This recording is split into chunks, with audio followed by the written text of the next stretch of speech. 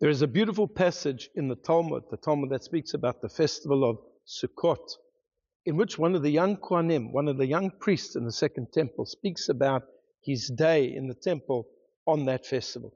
And he says it was so busy we never really even had a chance to sleep. Because at night they had the Simchat Beit HaShoeva. They had this incredible celebration of the water drawing, the water libation that was brought on Sukkot. And this is described in great detail in the Talmud, that there were people who would dance and that they would juggle with fire. And everybody came to watch them, and there was incredible celebrations. And they would be doing that the whole night. Then in the morning they would get up and they would do their ablutions. They would go for the morning sacrifices, the Tamid Shel Shachar, and then they would do the Shachrit prayer service. Then they would shake the lulav, they would say Hallel, they would give the Birkat Kohanim, the priestly blessing. There would be the Musaf additional offerings, and then there would be also the Musaf service, the actual prayer service, and then they would learn Torah, and then there would be Mincha. They were busy miyom v'layla, from morning, from day until night, busy all of the time. And it's such a beautiful and powerful passage, because really it is a lesson for life. People today spend so much of their time on thoughtless nonsense, or just doom scrolling through all of the social media on X, Twitter, Facebook, YouTube, you name it, wasting a lot of their time, instead of concentrating on things that are important and filling their day.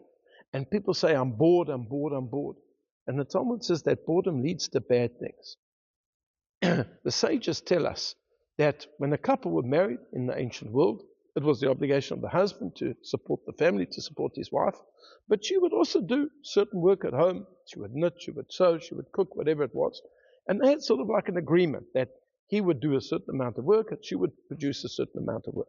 So the Talmud says that if she came into the marriage with a servant, she was a wealthy woman, then she could do less work.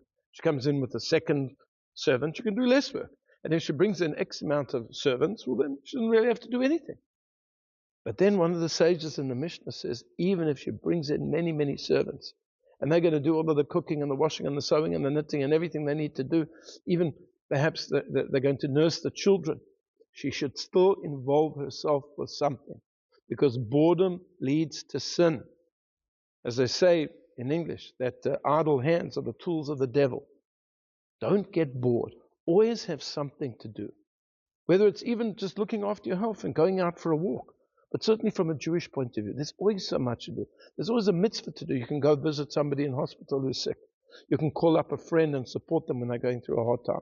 You can give tzedakah, charity. You can volunteer in an organization that helps other people. And of course you can learn Torah. And today you don't even have to be a Torah scholar. You don't even have to be able to read Hebrew. There is so much available online, whether it's in text or whether it's in audio or video. Don't be bored. Remember the Kohanim on Sukkot. They were busy yom v'layla. Their life was busy.